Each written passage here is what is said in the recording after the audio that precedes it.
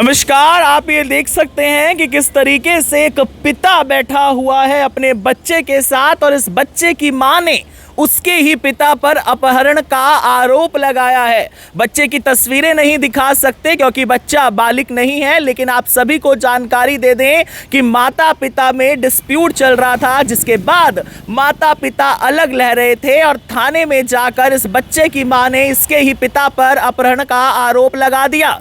और कुछ ही दिन पहले इसकी मां ने थाने में ये लिख कर दिया कि मैं यहाँ से जा रही हूँ और ये बेटा अपने पिता के पास ही रहे। लेकिन किस तरीके से पिता अपने बेटे के साथ खुशी तरीके से जिंदगी बिता रहा था और मुजफ्फरनगर में जाकर रहने लग गया, जिसके बाद गांधीनगर क्षेत्र में पुलिस में इसकी मां ने दरखास्त दे दी कि ये मेरे बेटे का अपहरण कर इसे ले गया। लेकिन अब पिता पुत्र के साथ सुखी है, अच्छा वह जीवन व्यतीत कर रहा है और बार बार पुलिस के द्वारा इन्हें बुलाया जाता है क्योंकि दिखा रहे हैं। बातचीत करते हैं, क्या कुछ पूरा मामला है। सर क्या नाम है आपका? वसीम नाम है मेरा। हाँ जी, क्या कुछ मामला हुआ था आपकी धर्म पत्नी के साथ जो इस तरीके से आप पर यह आरोप लगा दिया गया कि आपने बेटे का अपहरण किया है?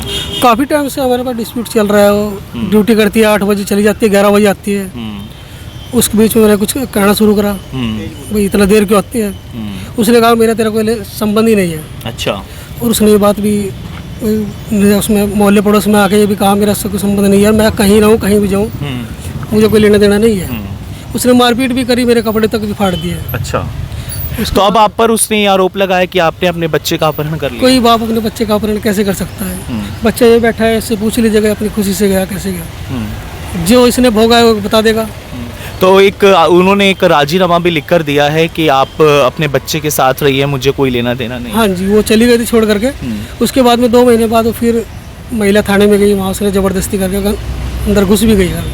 उसके बाद में उसने हमारा जीना बारी कर दिया। तो अभी आपका डिवोर्स हो गया है? नहीं हुआ? डिवोर्स नहीं हुआ, डिस्प्यूट ही चल रहा है। हम अलग अलग ही रहते हैं, वैसे काफ़ी टाइम से रहते हैं। मेरी पत्नी से मेरा संबंध हुए 3 साल हो गए जी, मेरे टच में नहीं है। तो पहले आप यमुनानगर में कहाँ रहते थे सर? ये विशाल नगर में रहते थे, भाटे की चक्की के पास में है। और मैं जॉब करता था गुलाटी हॉस्पिटल में, प्राइवेट। और जो आपकी पत्नी है वो कहाँ रहती है?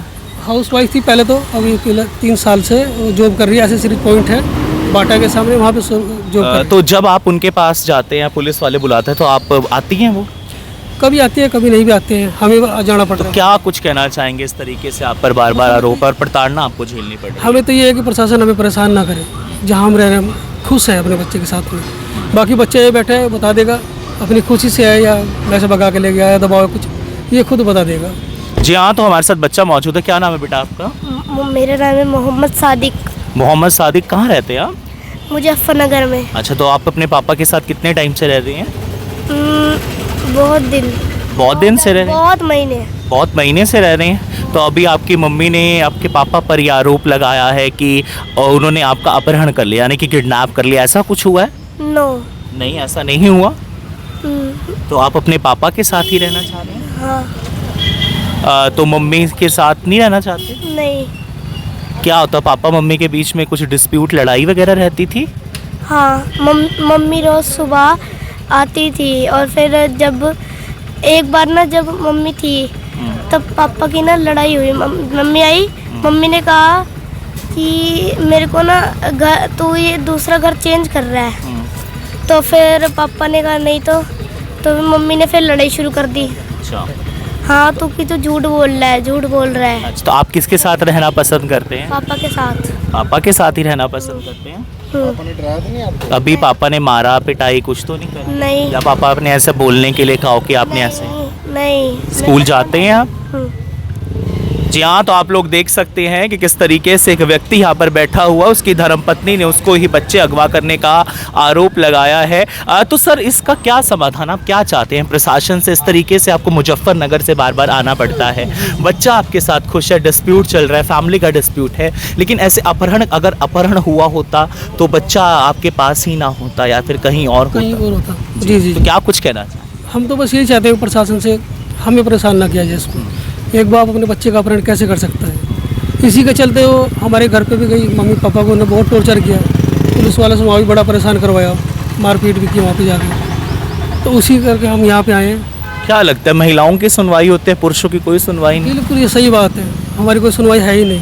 मैं गांधीनगर थाने में कम से कम 10 बार चला गया, हमसे कोई पूछता भी नहीं है क्या हुआ है। आज भी और कोई- एक बार दरखास्त दी है, हमें बार बार फोन। आज भी कोई तारीख थी आपकी जिसके लिए आप आए थे? हाँ जी, आज तारीख थी। तो आज क्या कुछ रहा? वो आई थी आपकी धर्मपत्नी? अभी तो उसका पता नहीं है, फ़ोन किया उनके घर पे, अभी तक तो नहीं आए कोई भी। तो आपने आपसे क्या आप कहते हैं गांधीनगर के पुलिस वाले? बस वे आके कहते हैं यार यहाँ पे आके बात कर लो।